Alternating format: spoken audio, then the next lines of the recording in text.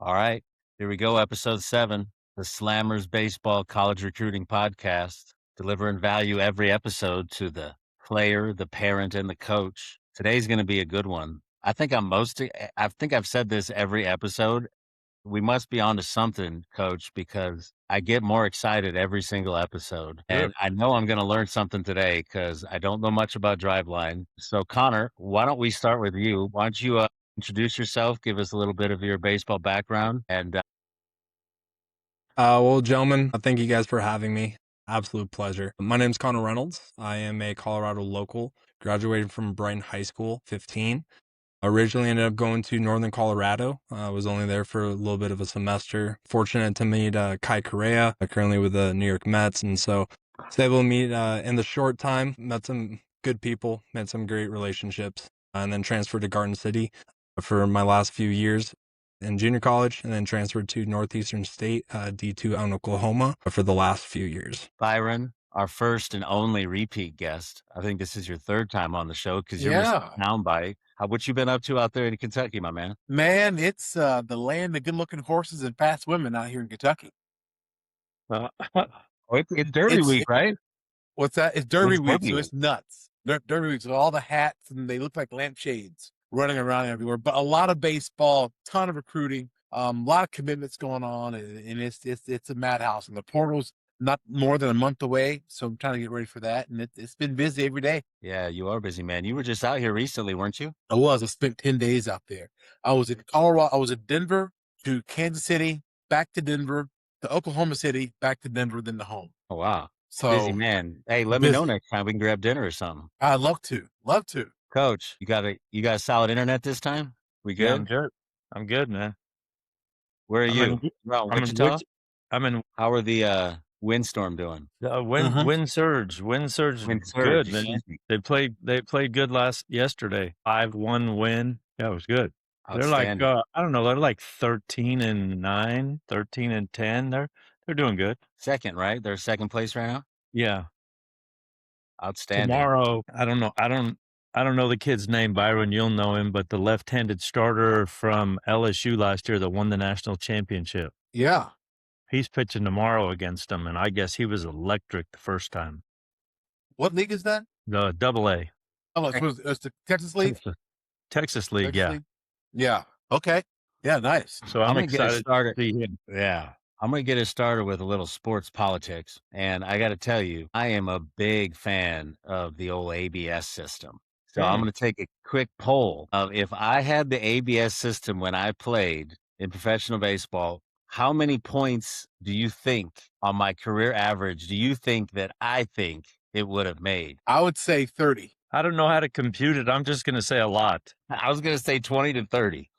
20 I don't know how to compute it. I'll just say a lot. It felt like at least every other night, a 1-1 pitch that was about 4 inches off the plate was called a strike on me.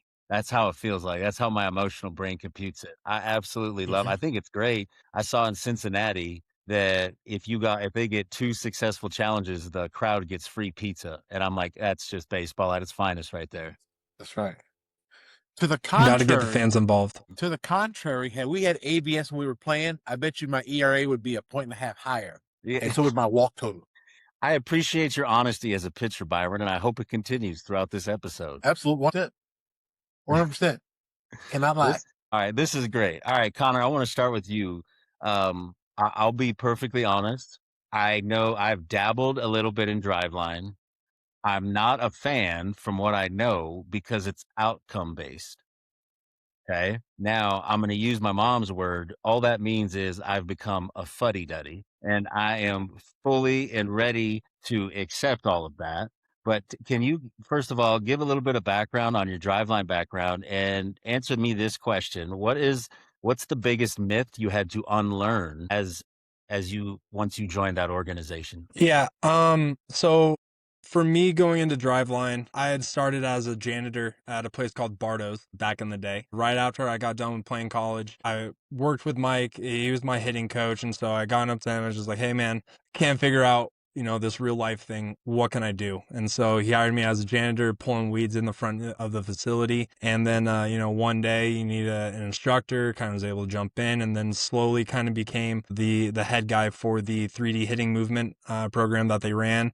And then was able to kind of build out something of my own and kind of like bounce around from facility to facility. And my biggest stars that kind of like aligned how I am as a coach is, on paper, I'm supposed to be currently playing still professional baseball. I on paper, my projection and my growth, I'm supposed to be playing professional baseball, but I'm not. And I never could figure out, there was an issue, and it was, for me, something that I never could see, I never could understand. And coaches would always say the swing looks great, you're all this, you're all that, but like it just never converted when I would go and face higher level pitching. I could never make it to where I would become successful when I needed to be successful. And for me, that was always just one thing of like, I never want an athlete to feel like me, where they just feel clueless, hopeless, just kind of wandering and not knowing what to do.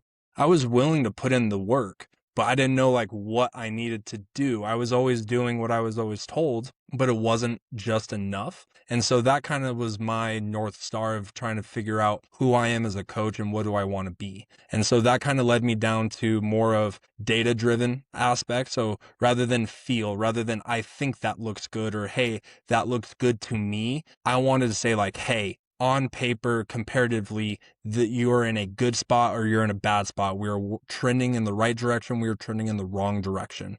And so that was what kind of introduced me to driveline. I remember mopping at Bardo's before, everything got started. I'm listening to the driveline podcast, and I'm just trying to figure out like, how could I have been the player that I should have been, and how can I then translate that into my athletes? And so you are right. Like everything is very much, I would say, outcome driven. At the end of the day, the only thing that matters is how well can you perform when the lights are on. Doesn't matter how well you can be as a 5 o'clock hitter. It matters when there's a real pitcher, when the lights are on. That's all that matters. So how can we then train a hitter or a player to be the best version of themselves at that moment? And driveline's biggest thing is we just need to put that athlete in that environment as often as possible, or as close as possible. And so for me, that was always kind of like a North Star of where I wanted to go. I wrote it above my bed on the wall that I wanted to go and be an intern at some data-driven kind of player development facility. I was coaching with USA Prime at the time, and I saw the amount of time that I was putting in with the amount of athletes, and not necessarily the amount of development that they were getting and that they were needing. And I was actually seeing that more when I was working with group sessions and stuff like that, where I'm able to work with 4 players at the same time, 6 players at the same time with a 1-hour time span. I'm able to get a lot more in. And that's also another thing that driveline is very much focused upon. And so that's how I kind of started focusing all of my stuff. I kind of started to walk away a little bit from the one-on-one type of lesson. And then an internship opened up at Driveline for the hitting program. And essentially I sold all of my equipment at the facility I was at, moved to Washington, had a 2-week turnaround, did the interview, found out like, yep, you got it. Need you here in 2 weeks before summer ball season kind of gets rolling for the college guys. And I was out living in Washington. And that was kind of like my introduction. I was able to go to ABCA. I was able to meet Tanner Stokey, Devin Morgan, a lot of the gentlemen that are kind of building that culture, building those programs that are out there. Cal Bodie was able to meet and talk with him as well. And it just seemed like a great group of guys that very much were just curious. I think that is also like the biggest thing with driveline is like, we know what a good hitter looks like. We know what a good pitcher looks like. We all know what that looks like, but we're curious of like, how can we replicate that? We all know like the superstar, super freak athlete is going to be able to do something special. What about that kid that's not very coordinated? What about the kid that's kind of chunky? What about the kid that's not very good with a hand-eye? Like, how can we create systems that are able to make it to where the ultimate goal in game, that athlete is able to also then become the best athlete that they can be? And maybe it's not an MLB All-Star, but maybe it's just the best player that they can be. I think that's a lot of what the hitters that I'm currently working with is as well as, not many athletes are able to have like a career like you gentlemen have had, but they might be able to get college paid for. And so like, that's what was my end goal. I wanted just to be able to do that. I didn't play professionally. I only played 3 years in college. So like being able to call myself on paper on a podcast like this, a hitting guy, I needed to figure out another way.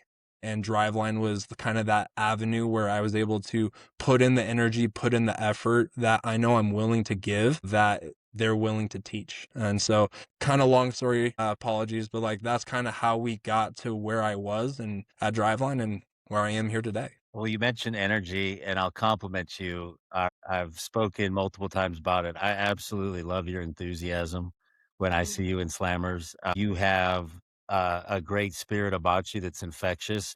Man, I got to be honest with. I've seen you in the cage with some hitters that it's tough going, but that does not affect your enthusiasm, my man. I'm going to compliment you for that for sure.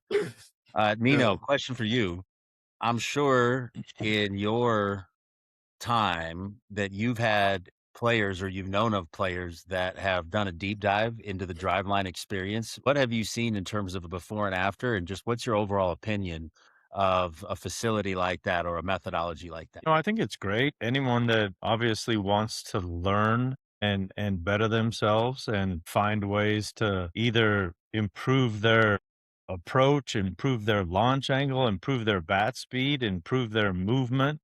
I think it's fantastic. I've sent more pitchers to driveline than I have hitters, but I've seen great results, with a few big leaguers and a few guys that were injured a lot and needed to revamp the movement of the body in order to be healthy enough to pitch at a very high level.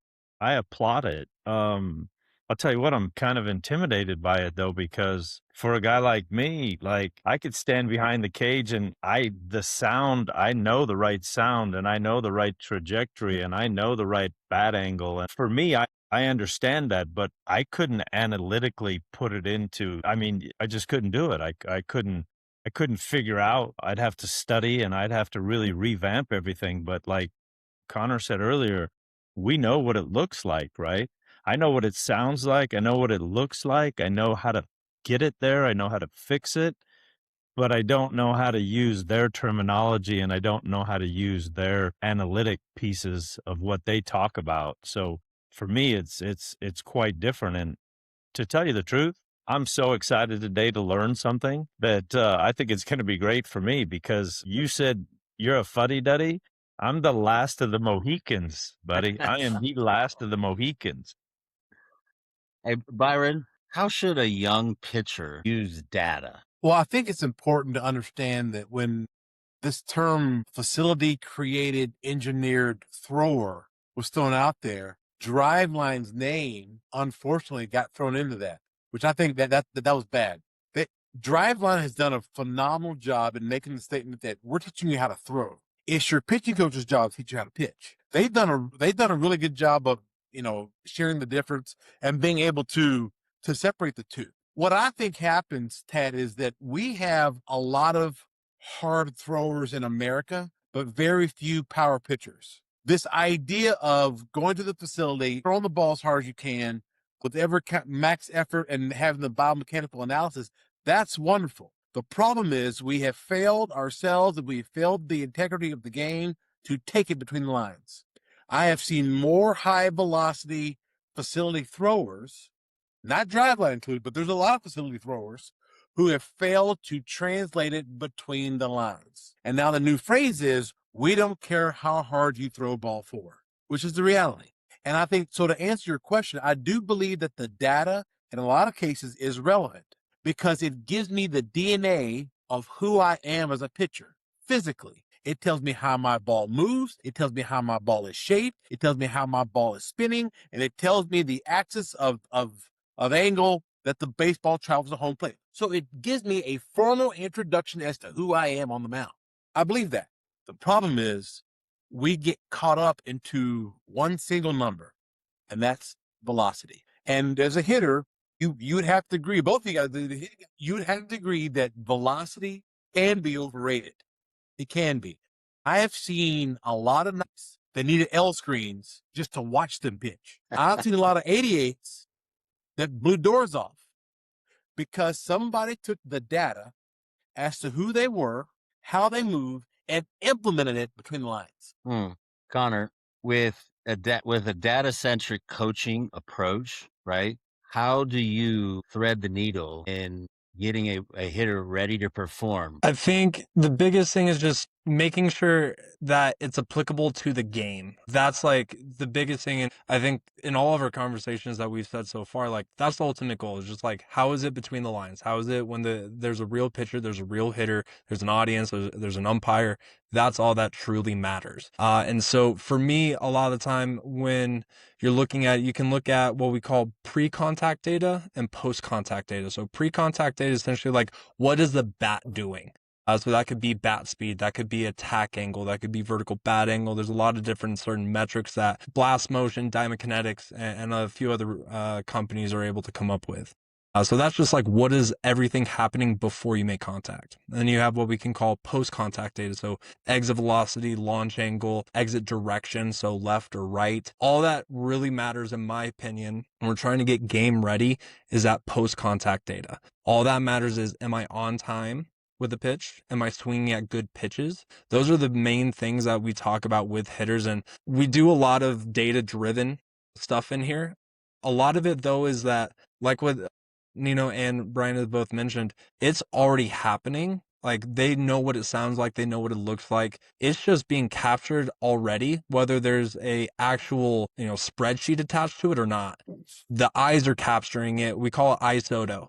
Like the eyes are capturing it. Like it's still being recorded, still being captured. And so stuff like whiff rate and stuff like that is pretty important for us too. So making sure that just that hitter is on time. And when we're saying on time, I don't necessarily mean like pull side in the air trying to hit home runs. I just mean like, is the barrel in the right spot at the right time when it needs to be? And is it just moving in the right direction? Is it making it to where even if it's an off-speed pitch that I'm able to keep my direction and keep the barrel moving through the zone, or am I just yanking and pulling it off? That is for us in here the most important things. And so we're going to look at what we can call smash factor. So, and that's going to be one of the metrics that we talk about here in a little bit. So smash factor is just how well am I converting my bat speed into exit velocity? So a few things need to happen there. One, I need to just make sure I'm moving the bat with some speed. Two, I need to make sure that I'm still squaring the baseball up. It doesn't matter necessarily if I swing super fast, if I swing and miss.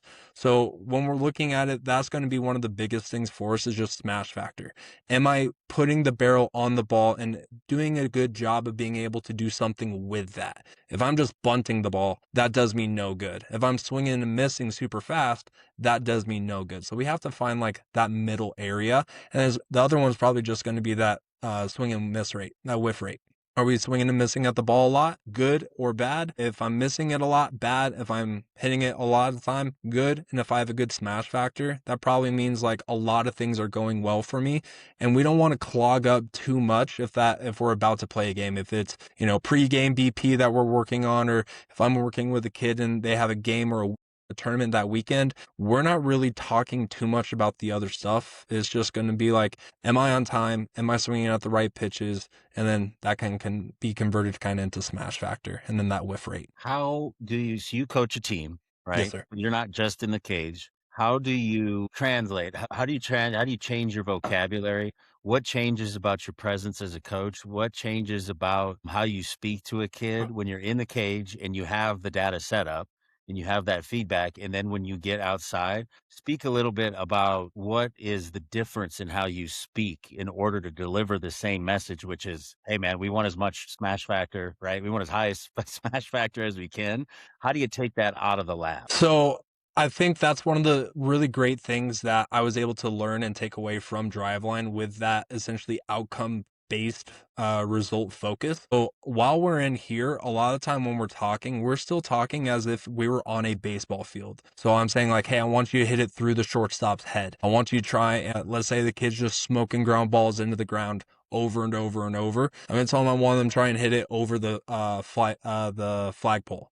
If they're just popping it up way too much, I'm going to tell them I want them to hit it 2 hop in the infield before anything else. So a lot of what we do in the cage is mainly focused around making sure that I can then also say that, or then that hitter then can also apply it to themselves when they're in that game. So a lot of the time when we're in the cage, the data is just one of those things where it's just nice to have. So that way, one, we can find trends, but then two, also just making the hitter understand and get, I guess, a little bit more comfortable. So I would say they're a lot more comfortable in here because they have that information. But my job, my goal as the instructor, as their hitting coach, is trying to make it to where they're able to make these same adjustments that they make in here out there on the cage. My philosophy when we're going through, I really don't say anything unless a kid swings and misses like 3 or 4 or 5 times in a row. I'm not an instructor that the moment they swing and miss, I'm saying something.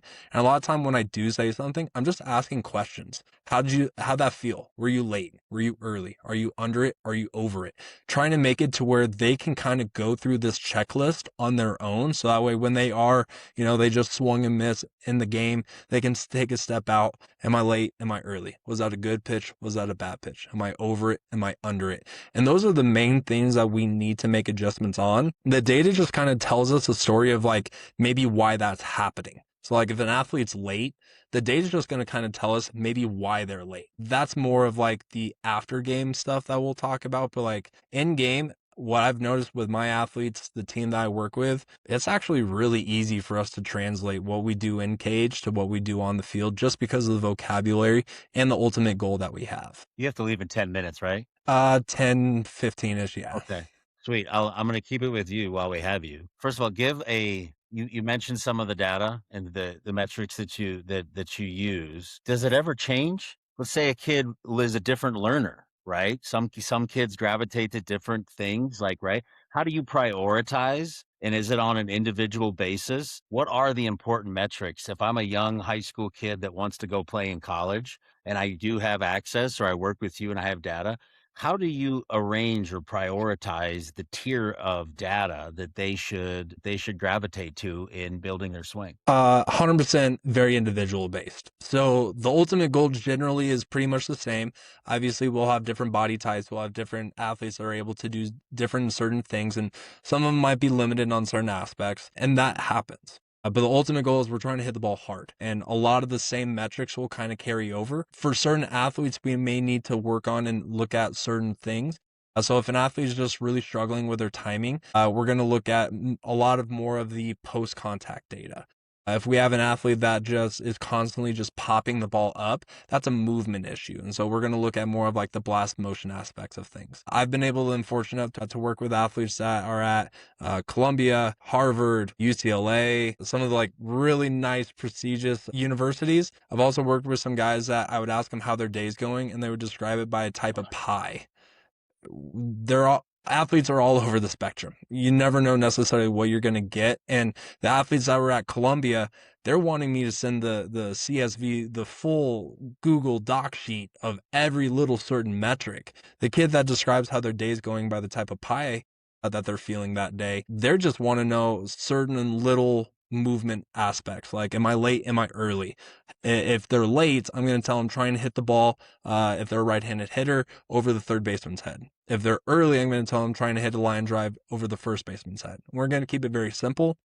For that really big, nerdy kind of athlete, we can start talking in certain multiple metrics. So rather than having that one athlete focus on one specific metric, like I mentioned earlier, we have a 75-inch TV for all of our exit or our post-contact data. We have a 65-inch TV that shows all of our pre-contact data. For the athlete that might get overwhelmed, I'll have them just look at one specific number. If we have an athlete that has understanding of one, maybe how their body moves, or also what the metrics mean and how they understand it, then we may look at a couple different metrics at that time as well. But a lot of it all is just very much dependent on that individual, what they're needing and what they can intake. All that matters at the end of the day is how they can digest the information. It doesn't matter how much I know or what I do or what I don't know. It just matters, can they digest the information and make it applicable to themselves once they do get onto the field? That's all that matters at the end of the day. I'm gonna challenge you a little bit here, and I'm gonna go off of my eye test of what I've seen of the classically trained driveline hitter. I see a lot of shoulder swinging, which in my recollection, and I played with some good hitters that seemed to really be shoulder swingers, but they were ridiculously strong dudes, right? So I'm gonna ask you that what I see in that tendency, how do the hands and how does the creating of whip, that to me, and again, I don't know much about the training regimen, but that seems to be absent from what I see, particularly in the younger kids that try to do it, right?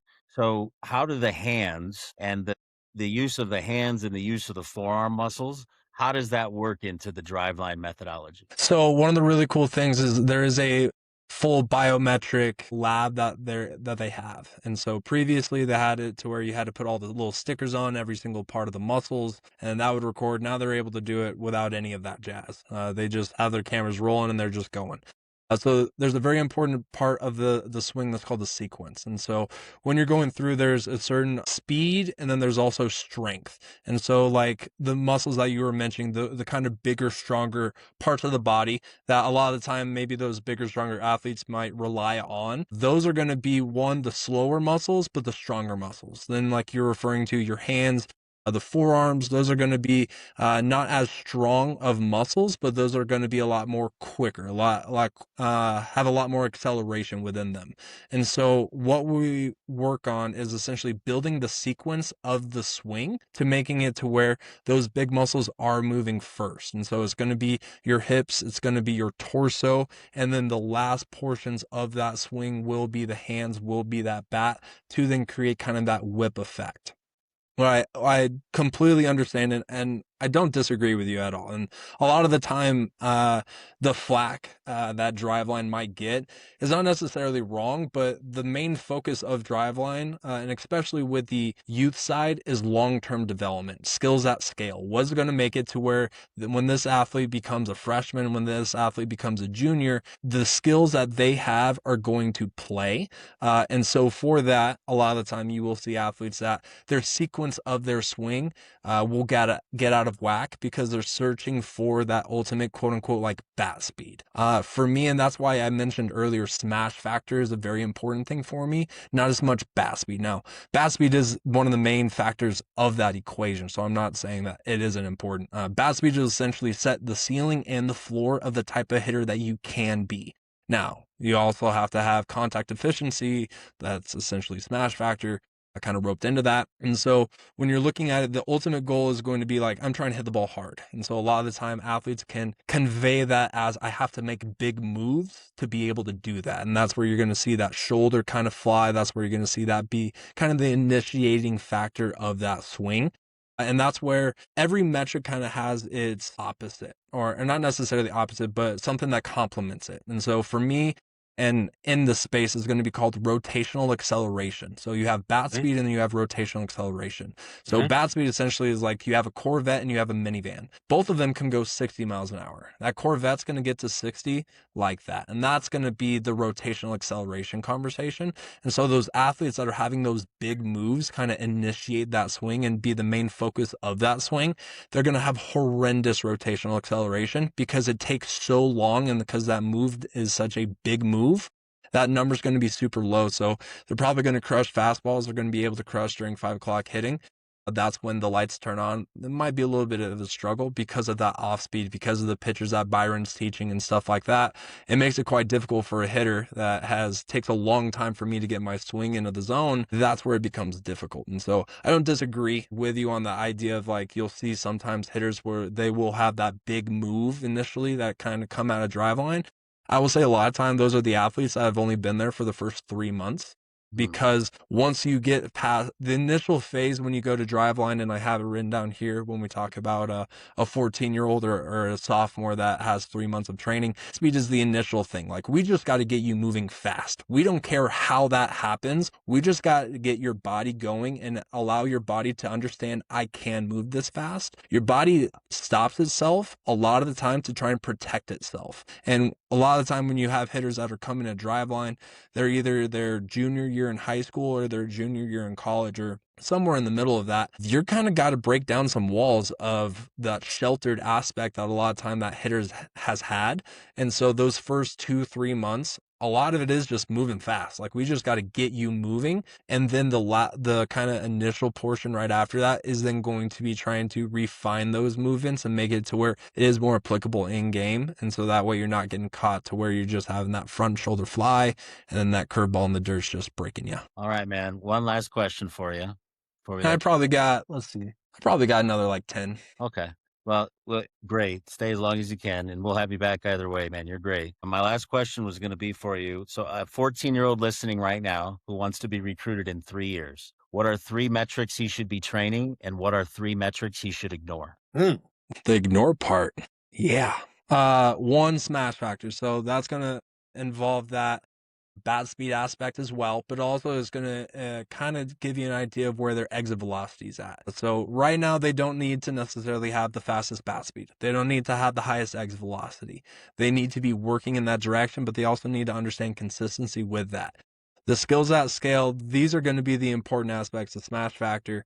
That's going to be important whether you're playing in the majors, whether you're at JUCO, whether you're at freshman level high school baseball, whatever level it is, you got to just hit the ball hard and you got to convert essentially how you're moving into that baseball. The next one's going to be whiff rate.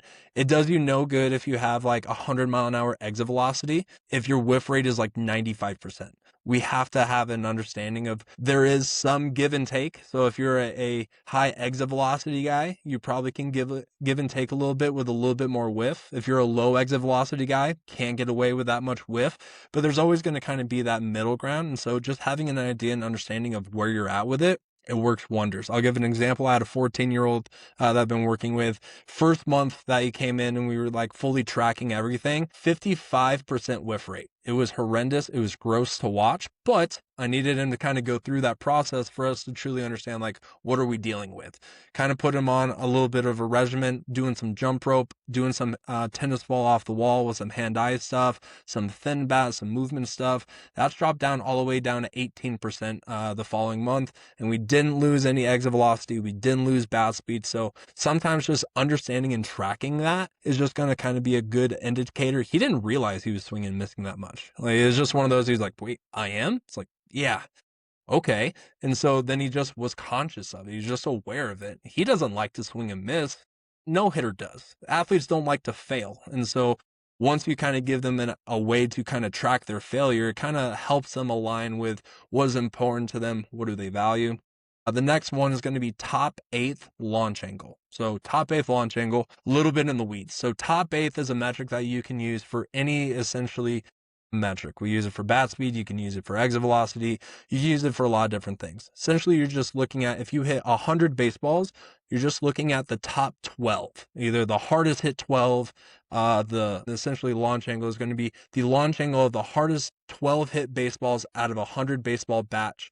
What was the average launch angle of those? We're all going to swing into where, you roll over one. You're all going to flare one up in the air. What truly matters is, where are you hitting the baseball when you're hitting the baseball hard? If the baseball is going straight into the ground, you better be able to run fast. You better be a sprinter and you better have a low whiff rate. If your launch angle is going to be, top 8th launch angle is going to be like in the 20, where we're kind of having some that are a little bit higher, some that are a little bit lower, but you're that guy that hits the ball into the gaps for your guys, you can have a little bit of a higher whiff rate. But those are going to be the 3 biggest things that when I work with 14-year-olds, a lot of the time they're just hitting the baseball straight into the ground. And like, that's awesome when you're playing 12U, 13U, 14U, you're playing on a dirt field. The infield's only 65 feet away from you. Once you get into high school, once you get into college, you're playing on turf fields. You're playing with some really good middle infielders. You're playing with some really good corner infielders.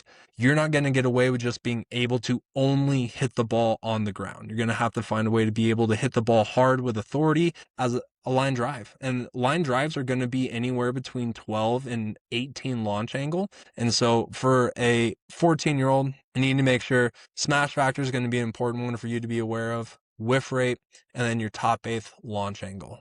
And yes, this is a location where you can find all of those metrics if anyone is interested.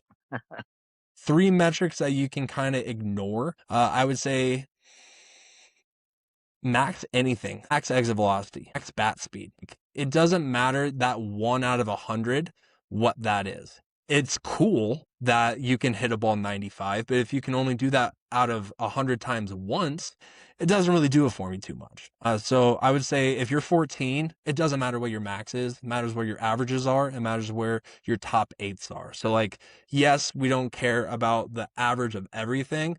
Finding an average of when you do square the baseball up, was your top eighth exit velocity? That's a good number to know. I don't care about your max. I care about what are you able to do often, because that's then what's going to be able to apply in the game. I'll leave you with this, and I put on the screen. I went to driveline site to show that, and I think it's the biometric data. I would have been, when I was a player, I would have been absolutely all about that, just to learn how you move and whatnot. I wish that they have, for every data point that they had for a swing or a pitch, that they had a qualitative metric of effort. Because one thing that I think is really important to have sustained success at a high level is it has to be easy. It won't be repeatable if it's not easy, effortless, and relaxed. And so like, and and some of it's just the youth of it, you know what I mean? And some of it's the environment of where you're learning how to go fast and you're learning how to operate it at a high level, or at a fast level is probably the better way to put it. But I always think, and even when I work with players and talk to them about data and have that data feedback, you really want to learn how to operate at a 10 with like a 5 or 6 effort level. You know what I mean? Yeah. And that's the one thing that I think gets lost. I remember when I first started working with slammers, they gave me a blast sensor and I put it on, and it was, and I was like, I have no idea how to do that. What I found interesting is that after 3 or 4 sessions of me working with it, and I would hit with it myself. Like I would go literally hit with it by myself because I wanted to learn how these kids were learning, And for me, it was like, after a long career, I was like, I knew the I knew the one metric. I knew that one category that was gonna be the one that was for me.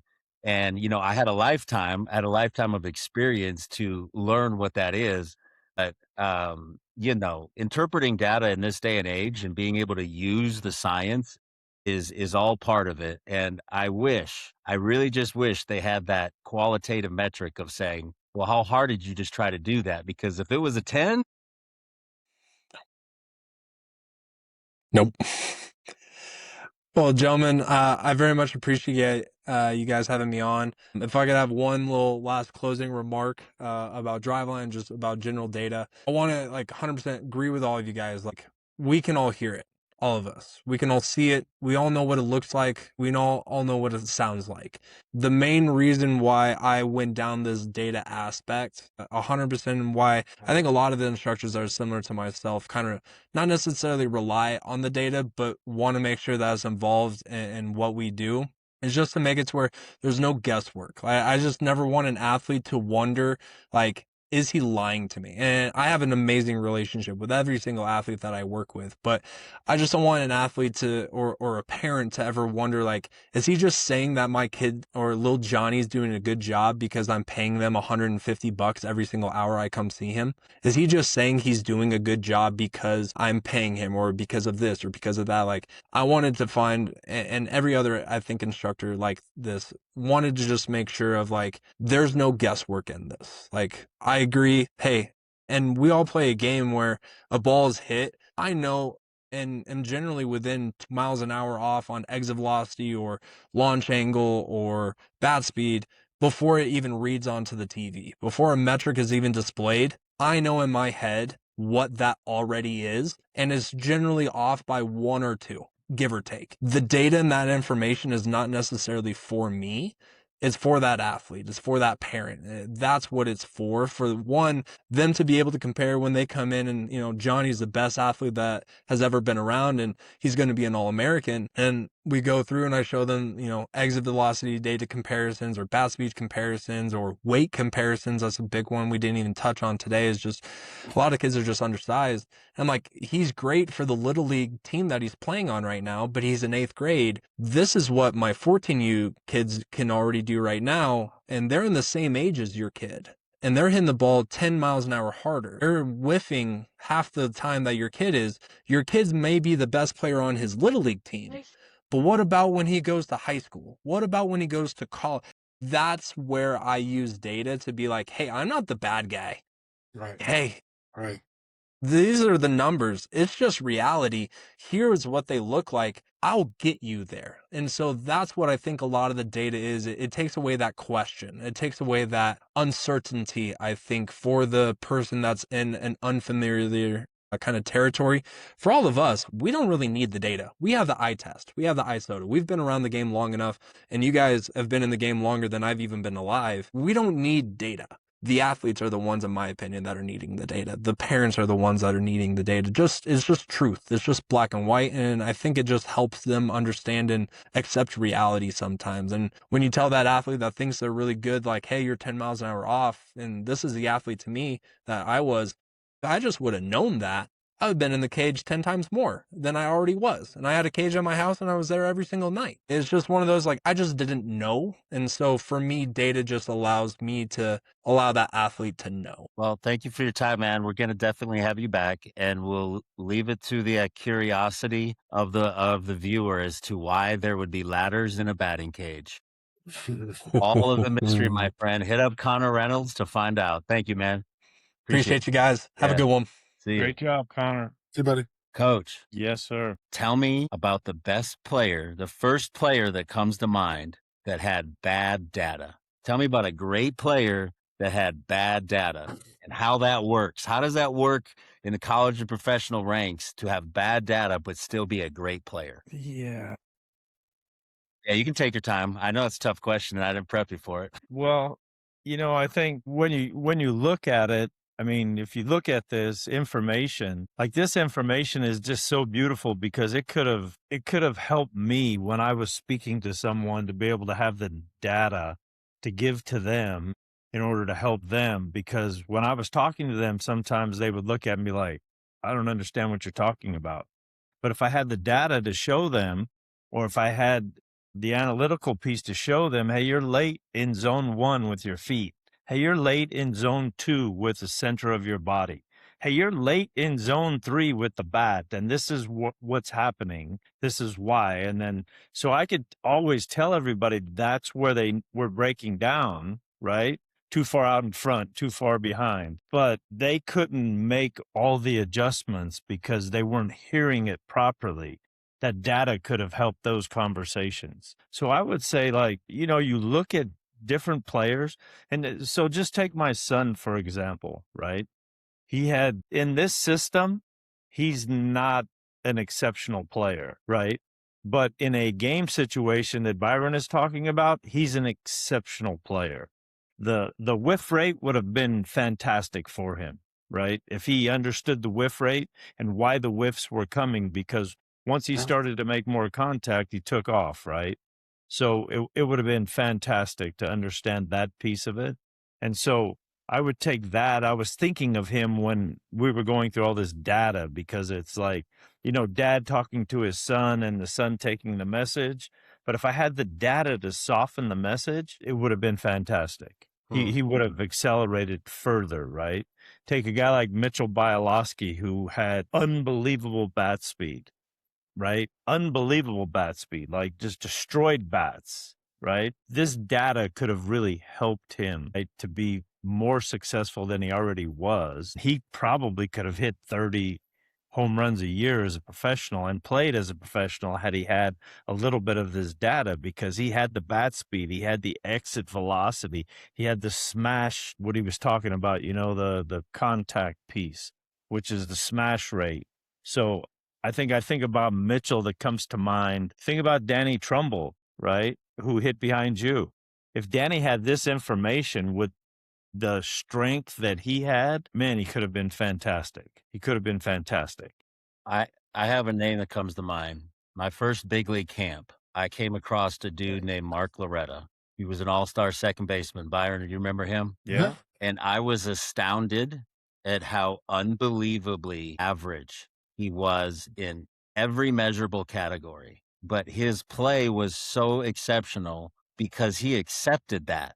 He never tried to be more than that. And I think that's one of the beautiful things about the game, is that the rhythm, timing, relaxation factor from a hitting standpoint, his ability, he had mastered himself. He's a Northwestern grad. I think he was Northwestern law school grad or something like that. He was unbelievably intelligent, an unbelievably balanced guy. He transcended my thought of what it took to be a successful baseball player, because I saw how average he was in every measurable category, but how incredible his performance was. And it's because he accepted that about himself. I still, to this day, I use him as an example all of the time. And very few people remember him in terms of like parents and stuff like that. But that guy, I'm telling you, his batting practice, it was so lackluster because he wouldn't get a ball into the gap. He wasn't hitting balls off the fence, but you know what he was doing? He was skipping balls on the same plane in the same small window up the middle into the right center. And he accepted that. He never pressed. And I was always impressed by that. Again, it transcended my approach as a player and all of that. Byron, question for you. Go ahead. Let me. I think the one thing there were hundreds of players that played at the highest level that were fantastic players that would have not played in this era with this data. They would have never made it. Someone would have said, "No, they don't have this, or this, and they can't play," and we miss out. So I think blending of this is going to be fantastic. But go ahead, Byron. Yeah, to your point with that, Nino, Tony Gwynn wouldn't have been drafted. Pete Rose wouldn't have been thought of. And Greg Maddox would not have got out of Double-A. No chance. I mean, there's Hall of Famers that would. There's fantastic players that know who they were and know how to play the game. But the data too, for some guys that were swinging and missing, and Tag talks about this. And Tag, I know you're going to ask him a question, but when I get here, you say it all the time. When I get here, I know I'm going to do good things. Now, if we could take that, show the data of what you're talking about, because for you understand there.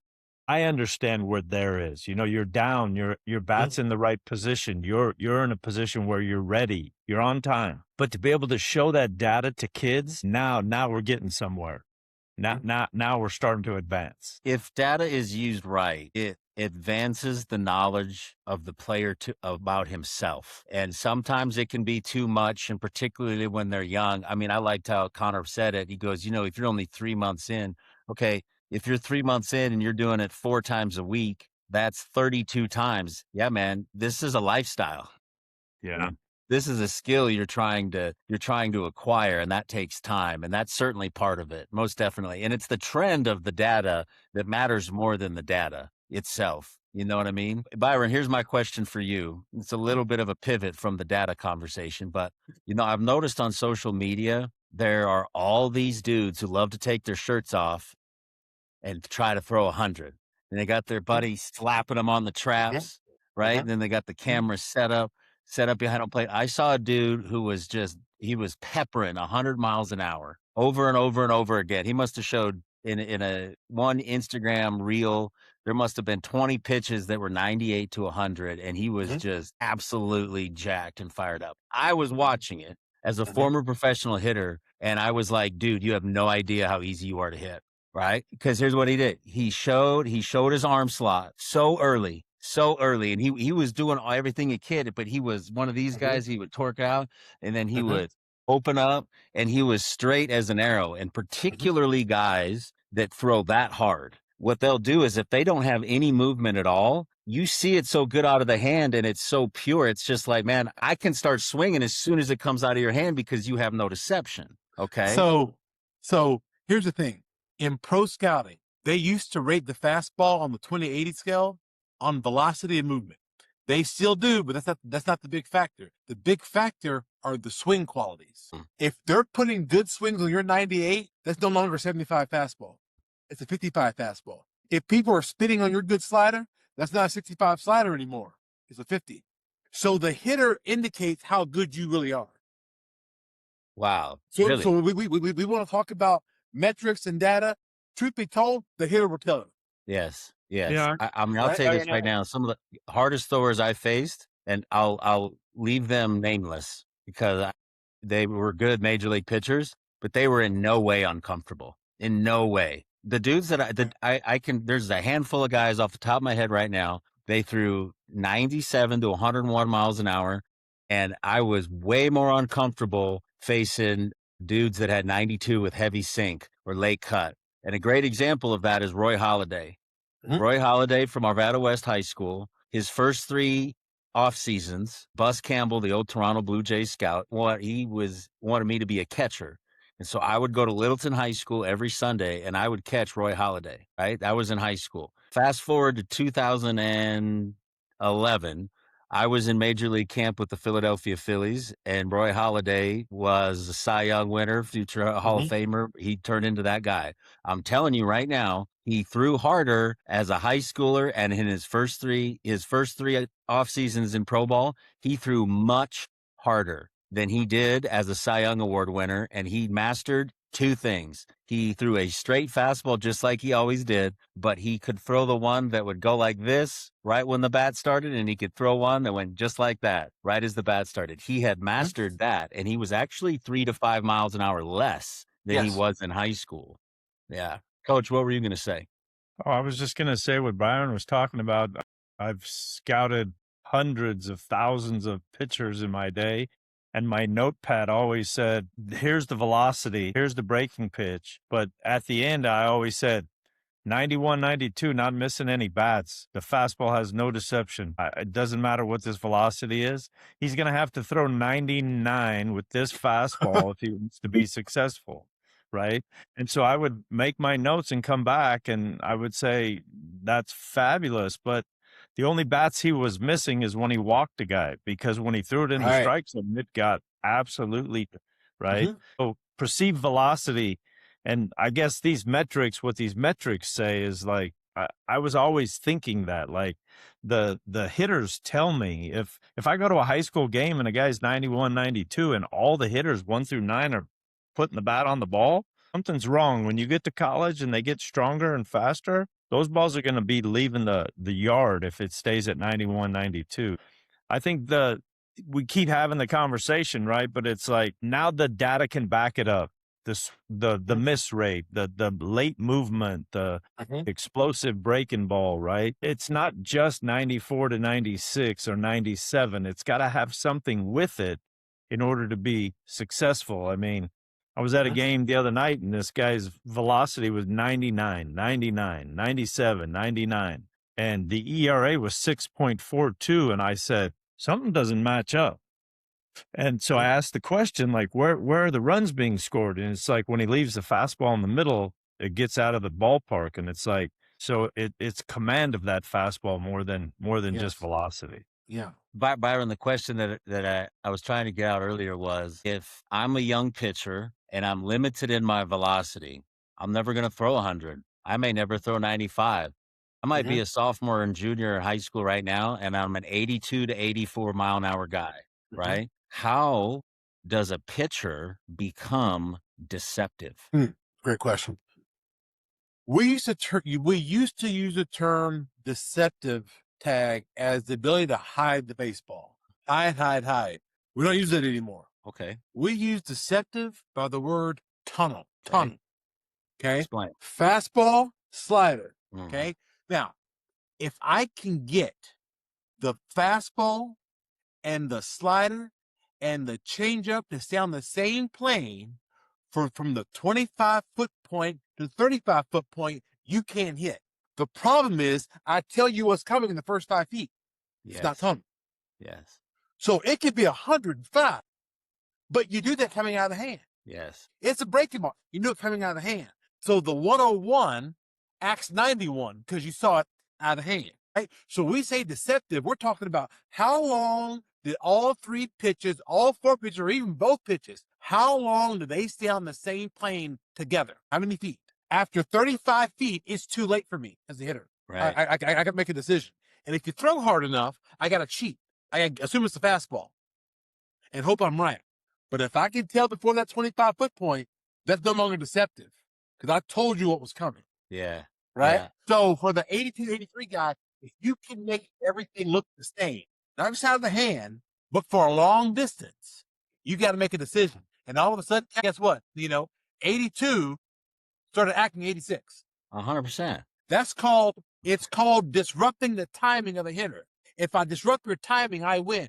Independent of the result. I don't care about the result. If I get a soft hit ball, I win. It's on the hole, but I still won. If it's hitting the air and someone wants to kick the putter, I still win. It's the missiles that get me in trouble. Yeah. It's the barrel baseballs when it's a track meet in the outfield and my third baseman's got catcher's gear on, right? And I got to have an L screen. That's where you get in trouble. But as long as the ball hits the infield grass twice, I win. Soft hit ball, hard hit ball, making 2 pitches stay on the same plane, 3 pitches on the same plane for as long as possible, I am deceptive. I got one for you. Go ahead, Nino. No, go. I just had one conversation with Garrett Cole after we beat him in the regional. I coached him the year before on the USA team. So we beat him 3-0. After the game, the next day he came over to the dugout and he said, "What do you got?" He said, "What do you got for me?" I was like, wow, this guy wants to learn, right? He got beat 3-0. He gave up a home run and a double and he got beat and he wanted to know what was up. And I said, well, the only thing I know is that the fastball and the slider stay on the same plane too long together. So it doesn't matter if you throw fastball or slider, they stay on that same plane. So the hitters just had to go to a certain plane to hit you. Now, fast forward, you watch him in the big leagues now, he throws a slower breaking ball. He throws a changeup. And I don't know if it was from that. It wasn't just from that conversation, but he wanted to know what he needed to do to change the tunnel of his pitches. And all he did was throw a curveball so that he could use the slider and then a changeup so he could use the fastball. He's had pretty good success, I would say. I'd say so, yeah. Yeah, he's doing all right. Yeah, he's doing okay. I was in Pittsburgh, Pennsylvania. This was right after I was done playing. I was in Pittsburgh, Pennsylvania, and I was walking through downtown with some friends, and he was walking to the ballpark, and he wasn't even pitching that day. And I knew who he was, and so I recognized him. That dude walks with purpose, man. Oh, he watches with purpose. He's phenomenal. Yeah. Yeah. Byron, talk to me. We talked about smash factor for hitters. Help me understand the pitch factor, right? If I'm a data deficient potential college recruit, how do I level up the attention that I get if I have limited measurables? How do I demonstrate, or what sort of game statistics can I focus on and how I promote myself, right? To demonstrate I have a pitch factor about myself, or I have pitchability that will allow me to get players that on paper I shouldn't get out. That's a great question. Well, one of the biggest ones that I like, Tag, is called VAA, which is the vertical approach angle.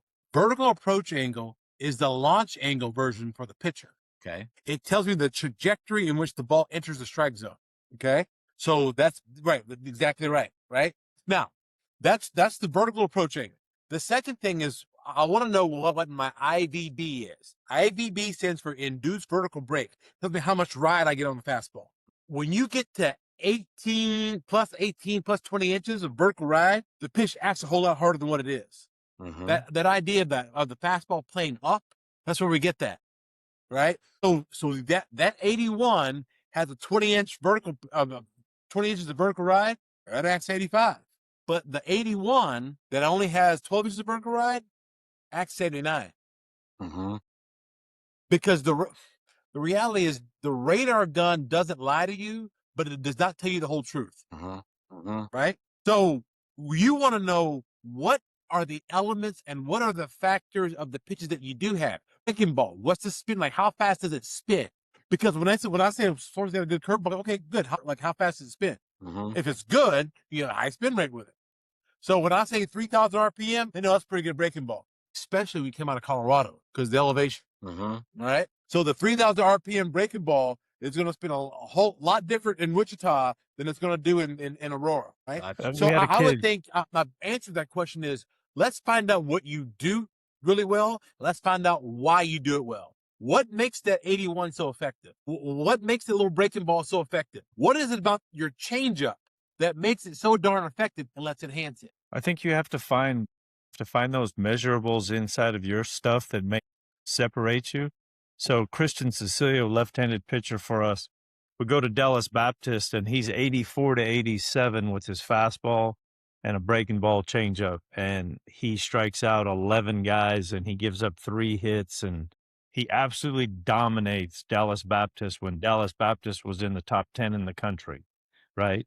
So the next day in the weight room, I go in the morning in the weight room, and the coach from Dallas Baptist said, we have these analytics about Cecilio, the kid that pitched against us, and he lets go of the ball 12 to 18 inches further out in front than anybody we faced the entire year. Extension was the next part of that. Yeah. Extension is different. His extension was 12 to 18 inches further, so he was a foot and a half further than anybody they had faced. So that 87 looked like 94 to them because of how far he could reach forward with his extension. It was the first time I had ever heard it.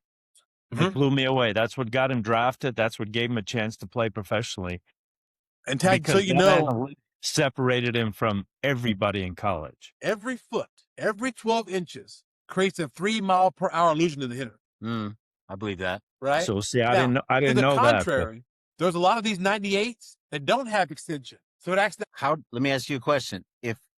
How do I represent my bonuses, my ads, right? If I'm a young kid and I'm putting together a recruiting video, and I haven't asked, and I'm a D2 guy on the basis of my measurables, but I believe, and I have certain advantages like we're talking about. How does a kid represent that about himself? He's eliminating margins on some mechanical quirkiness, right? Or some sort of an anomaly. How does somebody represent that? You would have to, number one, talk about it, mention it, and then you have to showcase it. Because a lot of that stuff you're talking about, Dad, I would have missed it with the naked eye until you brought it up. Yeah. If you say, yeah, but my extension is 10 feet, I wouldn't have thought about it. That's why he's swinging and missing on my 82. Yeah. My IVB is 22 inches. That's why he's swinging and missing in my 81. There are things that I have that you can't see with the naked eye. I must bring it to your attention. Yeah. You have to dig. You have to dig for those measurables with your coaches, with the people that are around you, something that separates you, work ethic, whatever that is. But now you're looking at the data. Something has to separate you, and you have to search for what separates me. And there's got to, and if you do the work, it could be less base on balls. It could be more strikeouts. It could be, contact on the balls that I throw in the strike zone are leaving at 22 miles an hour less than the other guys on my team. Catch just one thing to catch somebody to be like, somebody said, that's interesting. Yeah. So like a lot of kids, they went to the submarine pitching because they didn't have the velocity. So they had to have deception, right? Some kids, it's just flat out, it's a breaking ball and spin rate. And you get all those now, right? Where the spin rate of the fastball and spin rate of the breaking ball and the spin rate of the changeup and how they play off of each other. So I think you really have to dig at where are those measurables and how are they going to separate me? Byron, you're going to like this one. I'm going to go back to Roy Halladay for a second. When you watch him, everything's so highlight heavy. You know what I mean? And if you watch him work at bats, it's astounding how many big league hitters would take straight fastballs right down the middle first pitch. You know why? Because they didn't trust what they see. And they knew that he was up to something, and he had deception, right? And then now he creates an emotional imbalance in the hitter when he never throws a four-seam fastball. Why? His no-hitter against the Marlins. If you watch that game from 1 to 9, it's unbelievable how many Marlins hitters took fastballs right down the middle first pitch. And then he would run it and cut it, right? But they didn't trust what they had to see. So that's one thing about deception. I'm going to mention another name. I remember my first year in the Padres system, we had a young phenom pitcher named Oliver Perez. I think he played ended up playing 12 or 13 years in the big leagues. And he's the only guy that I've ever seen do this. And I don't know why. And I'm curious as to your opinion. I noticed that pitchers master one rhythm. They never, and then if you include a slide step, or we could call that 2 rhythms. All right.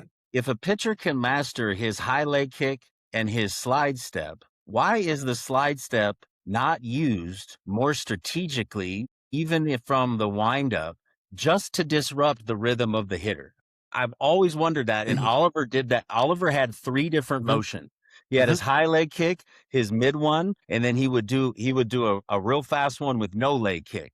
And he had the same command through all of them. And what it would do, it would create distrust and a lack of comfort in the hitter. And that's what you want. If you can get a hitter before he's even faced a pitch to either not believe what he's going to see or not be comfortable about the rhythm that he's going to operate under, that is a gigantic advantage that I feel a ton of young pitchers miss out on. Why is that? Because we were told that the slide step was for the runner, not the hitter. We were told, hey, be quick to the plate. We never thought about it deceiving the hitter. That's why you see left-handers with the slide step now. Before the lefty didn't use the slide step, right? Didn't need to. Now you've got guys going the line, drop step, and then it's this straight here. It's becoming more popular, and if hitting is timing and pitching is the disrupting of that timing, it would make sense that we change the rhythm of our motions. Yes. So you guys are too young, and let me toss this out there, but Louis Tiant did it. Satchel Paige did it. Mark the Bird Fidrich did it. Oil Can Boyd did it. That's what I was going to say. That's how he stayed in the big leagues. I mean, you talk about guys that Pedro did it. Pedro did it. He messed with your timing. He changed things because he wanted you not to feel comfortable.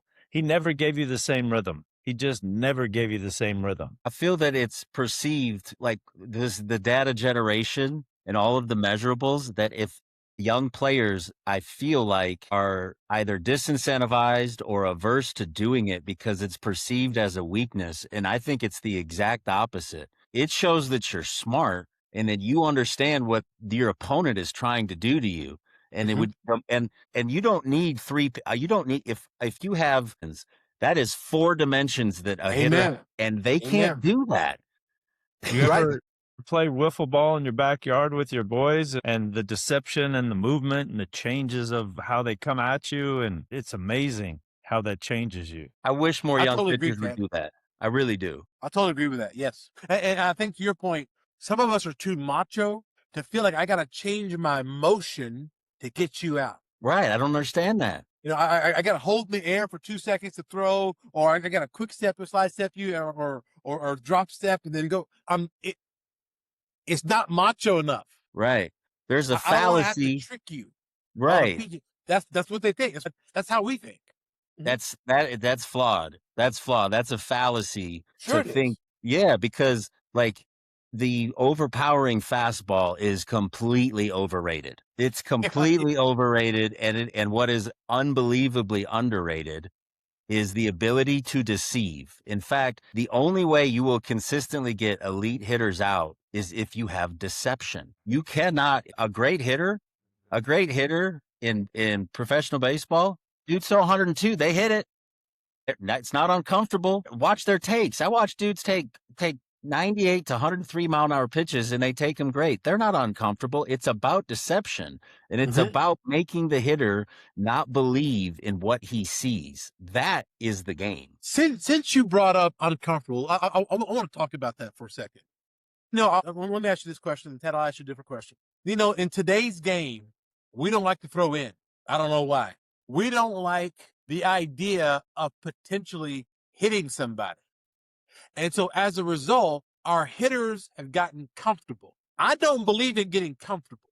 You're not going to put your feet on my couch. You're not going to walk in my house unannounced, right?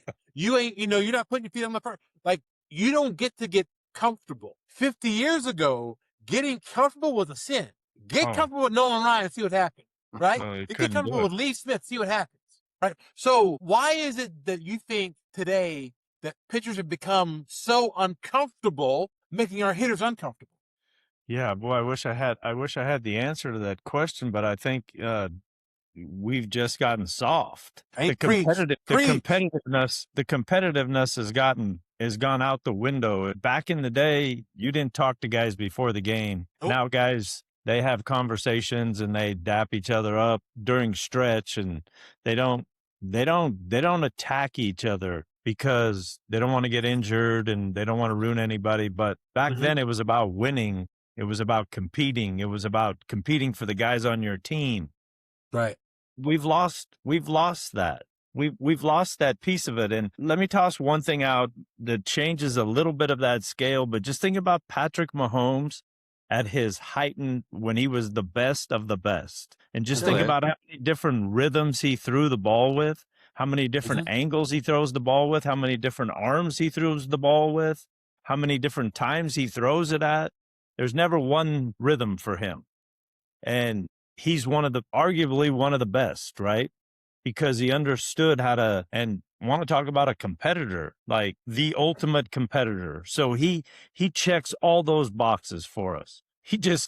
Nolan Ryan checks all those boxes for us, right? Great defenders on the baseball field check all those boxes. There's guys in the outfield that could throw without the crow hop and still throw the ball on one bounce sideways from 3/4. And they could go over the top and throw it as well as multi-angle throwers tag. We talked about it last week. Why are pitchers not multi-angle throwers? We don't work on it.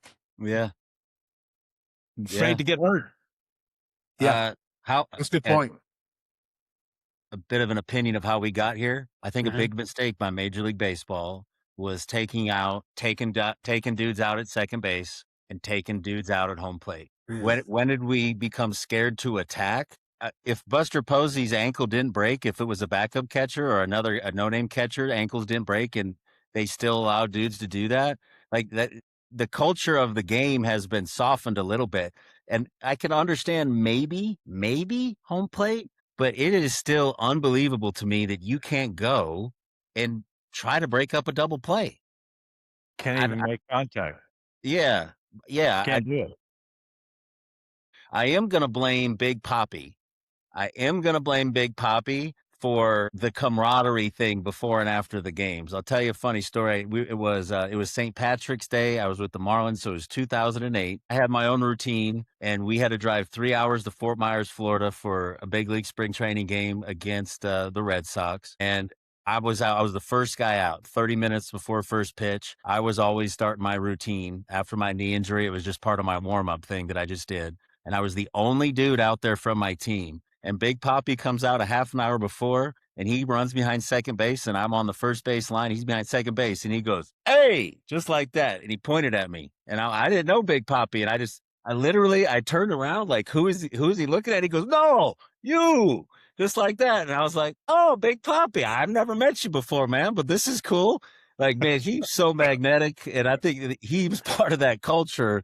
He's been part of that culture that was like, man, just have fun playing ball, man. You know. One more story, and Coach, I think we talked about this last week too. Byron, I know you've never heard this, but you remember the name Dan Herring? Pepperdine won a Cy Young with the Diamondbacks, pitched for the A's for a minute. Vaguely, yeah, I remember Dan Herring. Yeah, sure do. Yeah. So he was a year younger than me at Pepperdine, and I remember I faced him my freshman year, and he hit me. And long story short, we played against each other for 3 years in college, and then probably the first 3 years out of college, I think that we played against each other. That dude hit me every single time I faced him. You told me this. Yeah, every single time I faced him, and I ended up working out with him at UC Berkeley. We had a mutual friend in John Baker at catcher, and we ended up working out together. And as fate would have it, I asked him, I said, why do you hit me every single time you face me? He said, well, your freshman year, you had like 4 homers in the first 2 days. And I just said, every time I face that dude, I'm going to hit him. And he goes, we just happened to face each other for 6 years. I don't know if there's any dudes like that anymore. No, they don't make them like that anymore. I respect it. I do too. We had a laugh about it. I respected it too because he never it was always right in the ribs, and he never stared me down. He never was confrontational, but he just had that competitive thing in him where he said that to himself. Think of the psychology of that he was like, I'm gonna hit that dude every time I face him, and it lasted almost a decade. Where he was, and I had 2 to 4, maybe 6 to 8 at bats off him a year. Every single time that dude hit me in a game. I'm going to hit you before you hit me. That was his mentality. Exactly right. Hit you before you hit me. Either one of you guys play with Joe Nilsson? I did. I played with him with Atlanta. I played with him in Albuquerque 2008. There's a guy, man. Do a study. You want to talk about anybody. That's the last guy to hit anybody, anywhere, anytime. That's the guy. Yeah. He'd call down on the bullpen phone, I heard, and he'd be like, put me in. I'll get him. That's right. And just some advice for pitchers from a hitter's perspective. You want a word they use, a flex. You want to know what a big flex is when you dot a dude and don't even look at him. No confrontation, no nothing. Everybody knows when it's on purpose. Sure, yeah. Everybody knows when it's on purpose. And when you don't make a deal of it, it seems like it's a matter of principle. And that creates a lot of questions in the heads of people. And you get a lot of respect from teammates. So I don't know what Billy and Mark are going to think about me wearing the Slammers hat, telling pitchers to hit dudes. But word to the wise, you want a strong flex. Probably one of the biggest flexes you can have as a pitcher is dot a dude on purpose and don't make nothing about it. It's over. Right. And again, going back to, I think we've gotten away from it, guys. And it's so unfortunate because what are we teaching young men? Your guy hit 2 home runs. He gets hit. You play the team again, I don't know how many days later, and nothing happens. As a pitcher, there's no way I can remain respectful in that clubhouse. No. Right? It's not to be malicious. It's part of the game saying we're going to have pride in who we are and what we do, and you're not going to hit him like that without paying for it. And then the other way around, I've played for pitching coaches, handful of pitching coaches that are just like, the dude's too comfortable. Hit him. It wasn't even that there was no reason to do it. It was just that he was obviously so relaxed and so comfortable that why are you going to and they would judge it by their takes, right? You get to the fourth game by their takes. You get to the 4th game of the series and then they're watching them take takes. I can think of a handful of pitching coaches right now. They're like, man, he's too comfortable. Hit him. Like, not because he did anything wrong, but he's just the way he's taking the pitch, his front side is so comfortable. You have to make them uncomfortable because that is the game within the game. You cannot hit laying on your back. Yeah, that's correct. Right? Can't hit laying on your back. And I never like guys who came out of their shoes early in counts. You come out of your shoe, you're probably going to get hit. Can't. It's disrespectful to come out of your shoes on an 0-0 count, 0-1-1. All right, well then, quick question, because we have a wide range age base here, and we have parents that have kids that are sprinkled. At what age does that become acceptable? It becomes acceptable at the age of 16. Really? I know people are not going to like that. Coach, what do you say? Yeah, I don't know if I could put an age on it. I'll put an age on it, or when it becomes competitive. When it becomes competitive and the outcome matters. I was going to say when you're getting paid, and I don't mean professionally. I mean that in college now. That when there's money on the line and coaches are feeding their families on wins, I believe that's when it becomes acceptable that there's a standard of behavior that should be upheld. Yes, that's how I'll put it. I'll say. Even before, at 16, you don't have to hit him, but he must move his feet. Right. Yeah, never above the shoulder. You don't ever go. You don't ever go above the shoulders. Ever. Can't go there. Ever. The worst hit by pitches I ever had were in my knee, man. Yeah. Throw it off the knee. That bone on bone. Yeah. Yeah. Hit a joint. Hit a joint, man. It's gonna hurt. Absolutely. Absolutely. Gentlemen, we're at 90 minutes. I think we can leave it there. That's a nice end. Yeah, this was great. Segment.